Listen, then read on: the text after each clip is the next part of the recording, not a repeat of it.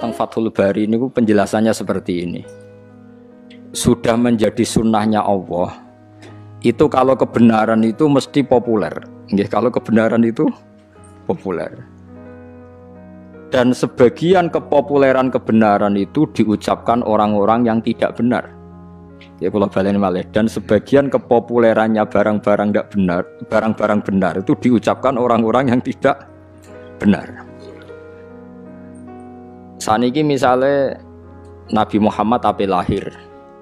Niku pertama sing gosipno niku pendeta Rohibu Bukhairah. Kita mulai kecil diajarin ketika Rasulullah umur 12 tahun Abu Thalib badhe teng Syam dicegat teng Syam teng Syria cara saniki dicegat Rohibu Bukhairah. Niku masyhur. Nggih jarene Rohibu Bukhairah iki sapa? Iki anakku jar. Terus takoki, nah, niki sinten? Iki anakku, sampai 3 kali. Ketika ada indikasi orang itu enggak percaya, Abu Thalib sesuk marah. Memangnya salahnya apa kalau anak saya? Niku masyhur jadi. Terus jarene pendeta Bukhairah itu semua alamat Nabi itu ada semua, kecuali anak ini anak kamu ya. Itu yang rusak dadi rasido dadi Nabi. Ya. Karena di Syria itu ada pohon nubuah. Itu khas. Pohon itu akan mereaksi siapa saja yang calon nabi. Jadi kalau nabi itu duduk di situ kok srengenge ning kulon, itu wite niku dadi kok kulon supaya ngiyupi nabi. Nah misalnya srengenge kok lor ya wite dadi ning lor. Pokoke mesti ngiyupi niku. Nah sing nggo kowe orang reaksi ya. Itu khas napa? Khas. Tudzilluhul ghamamah tuti'uhus sahaib. Nah enggak ada cerita Burdah teng tiba nih. Makanya terus takok afi ainaihi khumratun istidharon lil alamatil khafiyah. Nah sampeyan mau coba berjanji itu. Mripate didelok terus ada alamat khas. Itu semuanya ada. Problem pendeta tadi adalah sayangnya cah iki sitok kok duwe bapak. Mana Abu Thalib sampai jawab 3 kali anaknya itu. Sayangnya kok anak jenengan. Terus akhirnya Abu Thalib tanya, "Memangnya kalau anak saya kenapa?" Anak ini itu calon nabi akhir zaman. Semua alamat ada. Kecuali karena dia punya bapak. Saya kira Abu Thalib cerita, "Oh, ndak itu udah anak saya. Bapaknya mati terus tak rumat. Aku itu pamane." Terus pendeta itu sujud. Jangan teruskan ke mana? Palestina terus ke Israel nanti dibunuh orang Yahudi. Terus pulang. Jadi Nabi 12 tahun itu Abu Thalib sudah yakin nak ponakane calon apa? Nabi. Begitu juga orang Yahudi di Medina. Itu sudah menggosipkan nanti ada Nabi akhir zaman. Sampai orang Ansor dengar, kemudian mencari-cari orang itu siapa. Akhirnya orang Ansor ketemu Kanjeng. Itu orang tidak benar semua itu, Bukhairah sama Yahudi. Tapi ciri utama kebenaran itu orang tidak benar pun akan ngomong kebenaran. Ya sudah seperti itu sunnatullah, sama harus ngakui. Kados Fir'aun itu ngerti nak Musa hebat gara-gara dikandani. Dekne ngipi ada api yang membakar kerajaannya. Lha iku sing nakwil ya bener. Api itu saking pundi? Pokoknya kok kampungnya Bani Israel. Terus jari tukang-tukang sondrone diramal.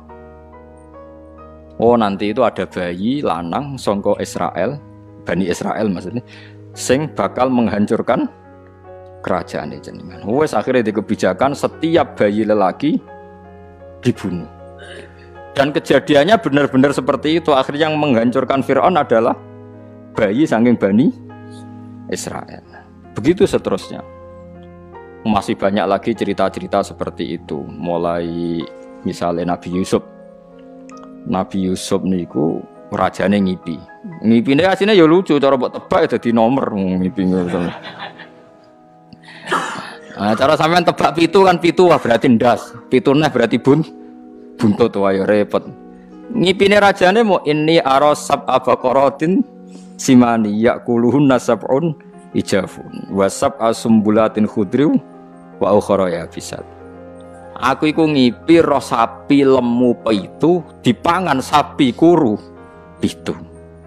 Lan roh tanduran pitu lemu, tanduran pitu kuru. Wis ngono tok. Lah tukang-tukang ngipi ora iso jawab ya mok qalu adghasu ahlam. Apa nu kembange turu wis gloyor ngene.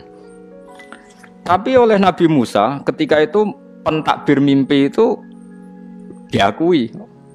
Nabi Musa nakwil yo sederhana. Akan ada masa panen 7 tahun dan akan habis oleh masa paceklik 7 tahun. Ternyata raja membenarkan takwilan itu karena raja punya standar untuk membenarkan. Andai kan zaman itu tidak ada standar membenarkan, paling raja pun bilang, wah ngomong jelas. Tapi raja nopo membenarkan karena zaman itu mimpi itu ya seperti itu. Mulane sampean aja geman nak wili apa berlebihan anti mimpi. Ya kowe nak istikharah kok ketoke terlalu ekstrim ya percaya sithik-sithik. Wong kula di kanca niku melarat badhe nglamar tiyang sugih keluargane setuju kabeh. Mimpi roh puting beliung calon mertuane. Kandha kula. Wah iku ngentekno donya ayo. Langsung dibatal. Nggih Gus kula batal lho. Lah piye ditakwil piye sedurunge ra tau ngipi ngono. Sing wedok niku keluargane sugih, sing lanang melarat kanca kula. Wis mantep untuk cah iku. Ana kiye ning ngongkon istikharah, jebule ngipi roh angin puting beliung. Tak kok kula takwilane napa iki? Donyane jenengan tak dilereni. Terus cah iku akhirnya rabi wong liya. Ya ngono tenan wis wis repot wis.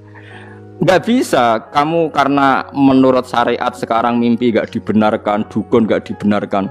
Kemudian Anda sama sekali tidak percaya, enggak boleh. Tidak wajib membenarkan, tapi jangan bilang tidak percaya karena pasti masih ada sisa-sisa ilmu kebenaran di masa lalu. Dan kira kaget neng TV kan itu jumpa pers ada tanggalnya itu sebelum peristiwa Aceh, sebelum angin di Florida dan kemudian terjadi persis. Tidak karena ilmu loh, bukan karena ilmu sains, enggak. Paham gitu? Terus itu masalah-masalah sing jari Fathul Bari.